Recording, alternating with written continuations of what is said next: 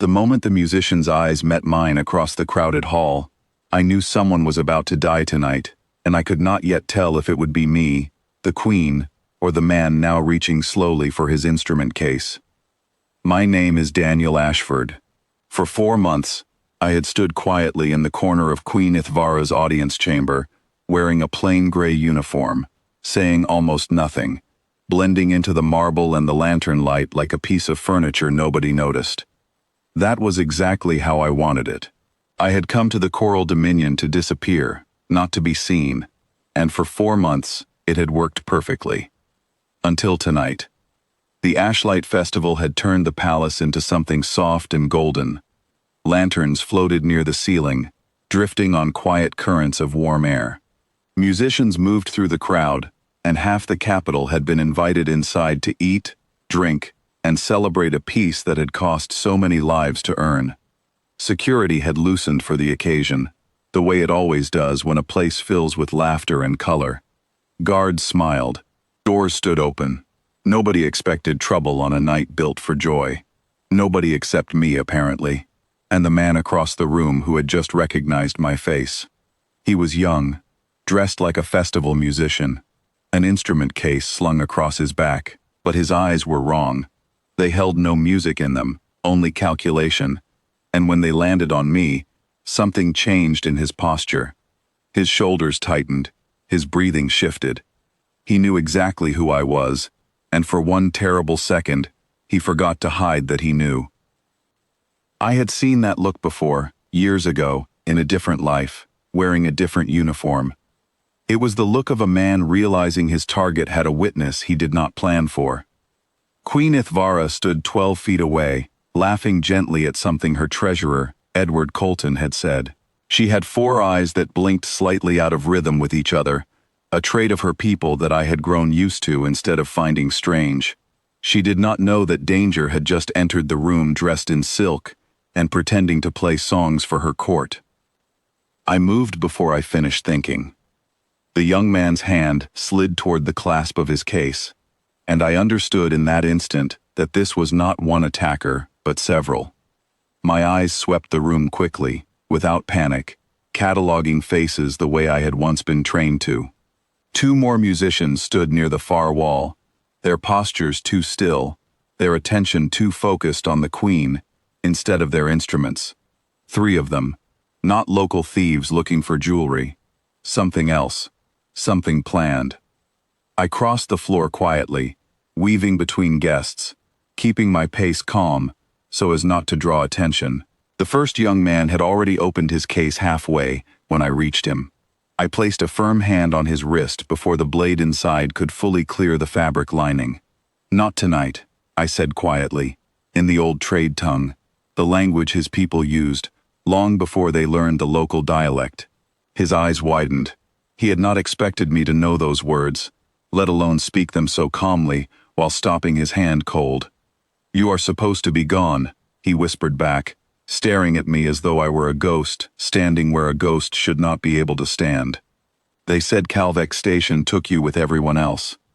Reports were generous, I told him, and twisted his wrist just enough to make him release the case. It clattered to the floor, and a slim blade of pale ceramic slid free, harmless now that it was no longer in a hand meant to use it. Around us, a few guests noticed the sudden movement and stepped back, murmuring, unsure what they were watching. I did not have time to explain. The second attacker, positioned near a pillar close to the Queen, saw his companion fail and understood instantly that their plan had collapsed. He did not hesitate. He simply changed his target. He surged toward Queen Ithvara. I was faster.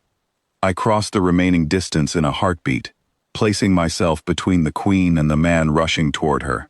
He carried a similar case, already opening as he moved, but I caught his arm mid-motion and turned him firmly aside, guiding his momentum away from her instead of meeting it head-on.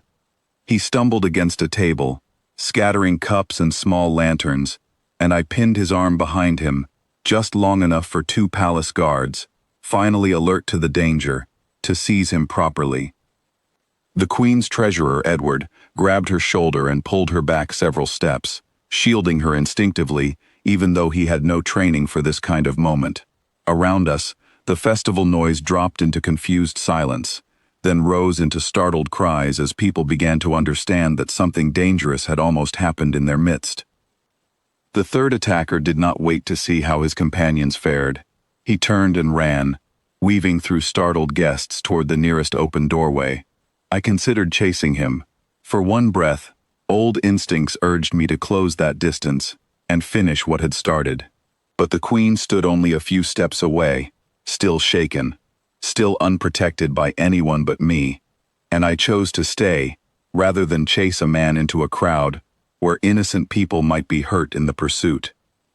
He disappeared into the night, and I let him go. The hall settled slowly into uneasy quiet. Guards secured the two attackers who remained, binding their hands, collecting the strange pale blades that had been hidden inside instrument cases, designed to slip past metal detectors. Nobody had expected weapons made from ceramic instead of steel. Nobody but the people who built them, expecting exactly this kind of festival, exactly this kind of distracted celebration. Queen Ithvara turned to me, her four eyes wide, blinking in that uneven rhythm that I now understood meant something closer to fear than surprise. "They knew you," she said quietly, once the guards had led the attackers away and the immediate danger had passed. It was not a question. It was a realization forming out loud. "Yes," I admitted. "You told me you were simply hired protection. A contract worker looking for steady wages, far from home." "That was true," I said. "It was also not the whole truth." She studied me for a long moment, and I watched her rebuild everything she thought she understood about the quiet human who had stood silently in her corner for 4 months. Not with anger, which I had half expected, but with something more careful, more searching, as if she were suddenly holding a tool she had not realized was sharper than it looked. "Calvek Station," she said. "I have heard stories of what happened there. I did not know a human stood among the ones who survived it." "A great many humans stood there," I told her. "I was simply the one who managed to walk away afterward." She glanced toward the doorway, where the third attacker had vanished into darkness, then back toward the two men, now being questioned by her guards in a side chamber. "Why hide this from me? If you carry such a history, why serve in silence, in a corner, beneath men who have never faced anything more dangerous than a formal dinner argument?" I thought about giving her a simple answer, something short and easy to accept, but she deserved better than that, especially now, with her own guards discovering that the festival blades were part of something larger than random violence, something aimed specifically at her. "Because I was tired," I said honestly. Tired of being recognized, tired of rooms going quiet when I walked into them, of strangers watching my hands instead of my face. I wanted somewhere far away, doing something small, where nobody expected anything from me except patience and quiet. For 4 months, that wish came true. "And tonight it ended," she said softly. "Tonight it ended," I agreed. She was silent for a while, watching her court slowly return to something resembling calm around us. Musicians replaced now with simple conversation, laughter returning cautiously, as word spread that the danger had passed. Yet her eyes kept drifting back to me, reassessing, recalculating, the way any careful ruler would, after learning the quiet guard beside her carried far more weight than his gray uniform suggested. "I will not pretend I am not troubled," she finally said. "I hired a guard, not a legend. I did not expect my festival to become a battlefield, however brief." "Neither did I," I said. "I hoped that part of my life was finished." "Perhaps it is not meant to finish," she said, something thoughtful entering her voice now instead of fear. "Perhaps some people are simply needed, again and again, whether they wish it or not." I had no comforting answer for that, because some quiet part of me suspected she was right. In the days that followed, palace investigators discovered that the attack had been carefully organized by remnants of a faction unhappy with the peace treaty Queen Ithvara had signed months earlier, people who believed war profited them more than calm ever could. The two captured men eventually revealed enough to unravel a small but dangerous network operating within the capital, hidden behind ordinary faces and ordinary lives until the moment they were needed. The third man was never found, though extra caution followed his absence for a long while afterward. Queen Ithvara did not dismiss me, though I half expected she might, uncomfortable with a guard whose past had followed him so violently into her present. Instead, she moved my post. No longer did I stand quietly in the corner of her audience chamber. Now I sat closer, near her own seat, present during meetings that had nothing to do with security at all. She began asking my opinion on matters of trade, of diplomacy, of decisions weighing far beyond simple protection. I never fully explained my past to her, not all of it, not the parts still difficult to speak aloud even to myself. But she stopped pretending I was simply hired muscle, and I stopped pretending I could remain invisible forever. Some nights, standing near her chamber, long after the court had emptied and the lanterns had dimmed, I found myself thinking about that young musician's face the instant he recognized me, the flicker of fear crossing features meant to hide it completely. I thought about how close disaster had come to happening in a room full of laughter and light, hidden behind something as gentle as festival music. I used to believe quiet meant safety.